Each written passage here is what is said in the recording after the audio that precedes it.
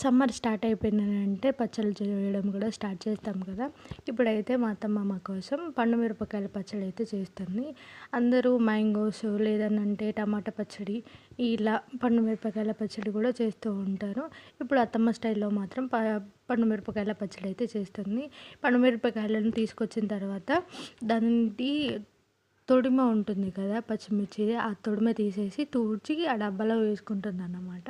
పచ్చళ్ళు అయితే బాగా పడుతుంది మా అత్తమ్మ.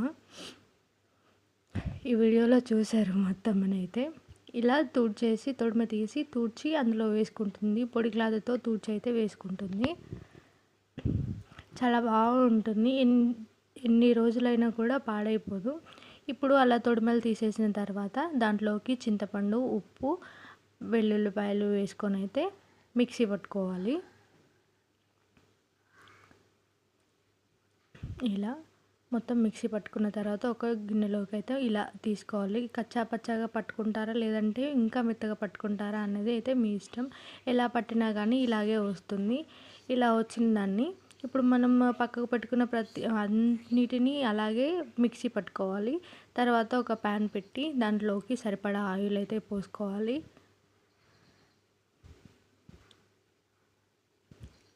మీరు ఎప్పుడు కావాలంటే అప్పుడు ఇలా పచ్చడిని అయితే పోపు వేసుకుని తింటే అయితే బాగుంటుంది. మొత్తం ఒకేసారి కాకుండా మీకు ఎంత కావాలి అని అనుకుంటే అంతే వరకు తీసుకొని అయితే ఇలా పోపు వేసుకోవచ్చు.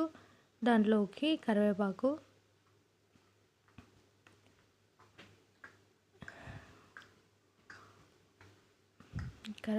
వేసుకొని ఎండుమిర్చి, కొద్దిగా జీలకర్ర వేసుకోవాలి.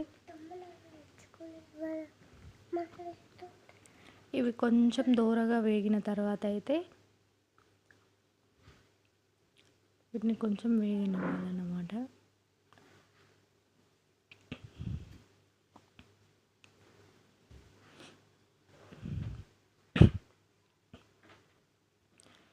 ఇలా వేగనించుకోవాలి.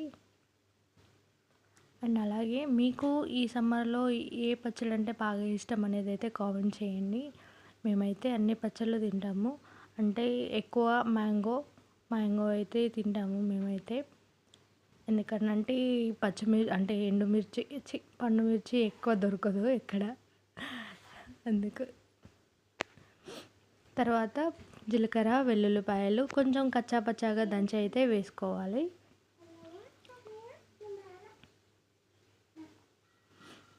ఇలా కచ్చా పచ్చాగా దంచి వేసుకున్న తర్వాత ఇప్పుడు మనం మిక్సీ పట్టుకున్నది ఉంది కదా, ఆ పచ్చడిని మొత్తం కాదు, నాకు కావాల్సిన క్వాంటిటీ అయితే తీసుకుంటున్నాను.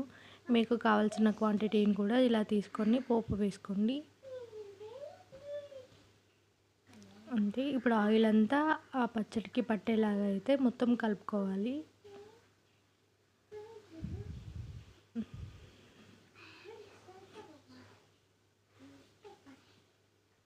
ఇలా మొత్తం కలుపుకొని ఒక 2 మినిట్స్ అయితే ఉంచండి సిమ్లోనే. ఆయిల్ అంతా పైకి వస్తుంది, అప్పుడు ఆఫ్ చేసుకోవడమే. ఆయిల్ అంతా దానికి పట్టేలాగా ఉంచేసుకొని సిమ్లో అయితే పెట్టుకోండి ఒక 2 మినిట్స్. ఒక 2 మినిట్స్ సిమ్లో పెట్టేస్తే అయిపోతుంది.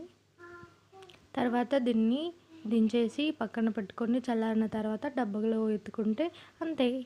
మనం ఎప్పుడు కావాలంటే అప్పుడు వేడివేడి అన్నంలో అయితే వేసుకొని తింటే అబ్బబ్బా భలే అంటే భలే ఉంటుందండి. మీరు కూడా ఒకసారి ట్రై చేయండి. ట్రై చేసి ఎలా ఉందనేది కూడా నాకు కామెంట్ చేయండి.